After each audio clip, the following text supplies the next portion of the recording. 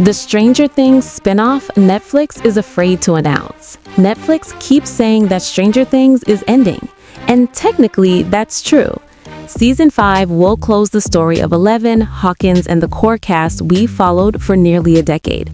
The Duffer Brothers have confirmed that chapter is done.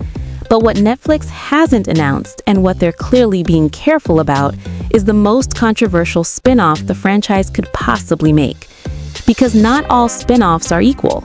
Some expand the universe, some protect the brand, and some fundamentally change what the story means. That last category, that's the one Netflix is afraid of. Here's what we know on the surface. Netflix has confirmed multiple Stranger Things spin-offs are in development. One is animated, others are live action. The Duffers have said these shows won't reuse the main cast, won't feel repetitive, and must justify their existence creatively. That sounds reassuring, but buried inside those statements is something much more interesting. They're avoiding one idea very deliberately. A spin-off that shows the world after the Upside Down wins, partially. Not destroyed, not saved, but changed. Because Stranger Things has always flirted with an uncomfortable truth. Hawkins didn't survive because the system worked. It survived because a handful of children were sacrificed emotionally, psychologically, and physically to contain something that never truly went away. Season after season, the Upside Down adapts. The government covers things up. Normal life resumes. That cycle can't hold forever. A post-Season 5 spin-off set in a world living with the consequences of the Upside Down would fundamentally break Stranger Things' tone. It wouldn't be nostalgia-driven, it wouldn't be comforting, and it wouldn't let viewers pretend the trauma had a clean ending, which is exactly why it's dangerous. Imagine a series not about monsters, but about aftermath.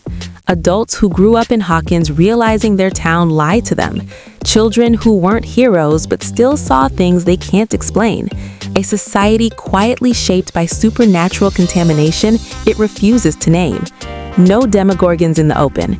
No psychic battles every episode. Just a slow, unsettling realization that the world isn't normal anymore and never will be. That kind of spin-off wouldn't sell toys. It wouldn't fit neatly next to the original.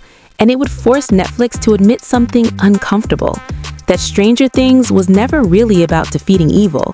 It was about surviving it long enough to grow up. The Duffers have hinted that future projects may explore different genres and tones. That's not an accident. It's preparation.